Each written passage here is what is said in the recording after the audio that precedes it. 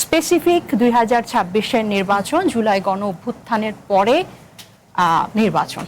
So BNP অনেকগুলা মানুষের জীবনের বিনিময়ে এবং অনেক আহত এবং অনেক তাদের নিজের এবং পুরো বাংলাদেশের অসংখ্য মানুষের গুম খুন এবং 17 বছরের স্বৈর শাসকের অবর্ণনীয় নিকৃষ্ট শাসন আমলের পরে একটা জুলাই গণ অভ্যুত্থানের পরে তাদের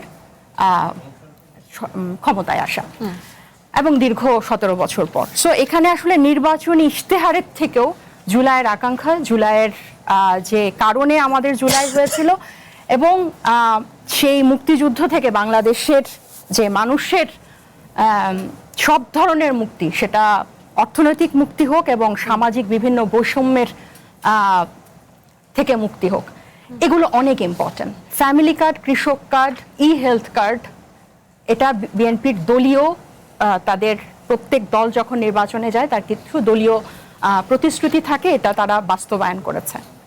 কিন্তু 6 মাস না, প্রথম 24 ঘন্টার মধ্যে বিএনপি গণভোট থেকে সরে এসেছে।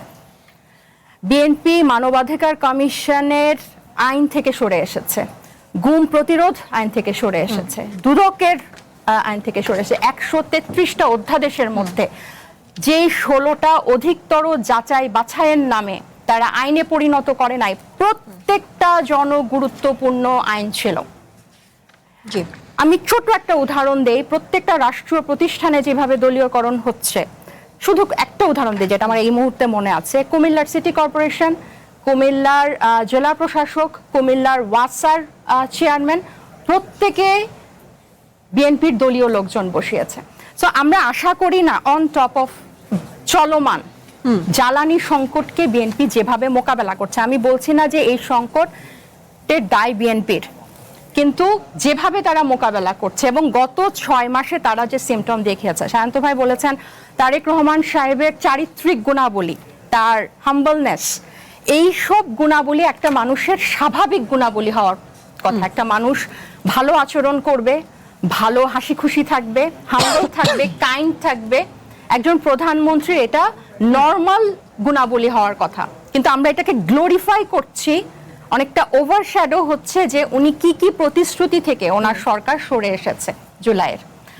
সো এটা খুবই দুঃখজনক। আমরা কিন্তু সরকারকে আমরা খুব বেশি সমালোচনা করে একদম এটা কেন করে নাই এরকম কোনো কিছু বলছি না, কিন্তু সরকার সিমটমটা কি দেখাচ্ছে 6 মাসে, তাদের আগ্রহের জায়গা বা আন্তরিকতা সিস্টেম পরিবর্তনের জন্য কতটুকু আছে। আমরা ক্রিকেট বোর্ডে দেখেছি তাদের নিজস্ব লোকজন বসাতে, আমরা বিভিন্ন সরকারি রাষ্ট্রীয় প্রতিষ্ঠানে দেখেছি তাদের নিজেদের লোকজন বসাতে, এবং যে জিনিসটা সবচেয়ে ঘৃণ্য ছিল গত 17 বছরে গুমের মতো ঘটনা, সেটার কোনো তারা প্রতিকার না করে এই পুলিশ, আমি পুলিশের কথা বলতে ভুলে গেলাম, পুলিশ কমিশনের কোনো সংস্কার না করে, যে পুলিশের হাতেই, যে নিরাপত্তা বাহিনীর হাতেই, যে আইন শৃঙ্খলা বাহিনীর হাতেই সবচেয়ে বেশি অভিযোগ এই গুম খুনের, তাদের কোনো পরিবর্তন কিন্তু উনি আনে নাই। এবং আরেকটা বলি, এই যে অলিগার্কদের বিষয়ে আমরা যে ভুক্তভোগী, এবং গ্যাস সংকটকে তারা যেভাবে মোকাবেলা করছে, তারা কিন্তু বলছে না যে আমরা দেশীয় গ্যাস অনুসন্ধানের জন্য বেশি জোর দিব। সেই পুরনো ধারাবাহিকতায় যে চুক্তি আওয়ামী লীগ সরকার পতনের 3 মাস আগে করে গেছে, আমরা কিন্তু এই সরকারকে দেখছি সেই চুক্তি কন্টিনিউ করতে।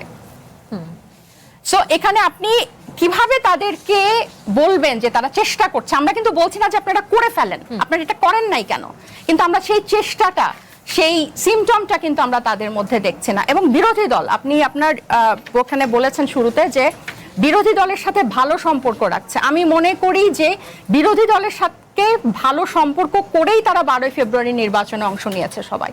আমি এই জাতীয় সংসদকে একটা সমঝোতার সংসদ বলেই মনে করি, এটা আমার অবজারভেশন। কারণ ইলেকশন হওয়ার 24 ঘন্টার মধ্যে একটা গণভোট নাই হয়ে যাবে এবং সেটা বিরোধী দলের লোকজন জানবে না, এটা অন্তত আমি মনে করি না। শান্ত ভাই ভারতের সাথে সম্পর্কের কথা বললেন, আমরা কিন্তু পুশিন বন্ধ হতে দেখি নাই সীমান্তে। আমরা কিন্তু পতিত ফ্যাসিস্টের প্রেস কনফারেন্স আমরা দেখি নাই যে ভারত এটা বন্ধ করেছে, এটা ভারত ফ্যাসিলিটেট করেছে। আমরা এটা কোনোভাবে মানতে পারি না যে এটাতে ভারতের ইন্ধন নাই, কিন্তু তার আওয়ামী লীগ এটা এই প্রেস কনফারেন্স তাদের অমতে গিয়ে তারা এই প্রেস কনফারেন্স করেছে।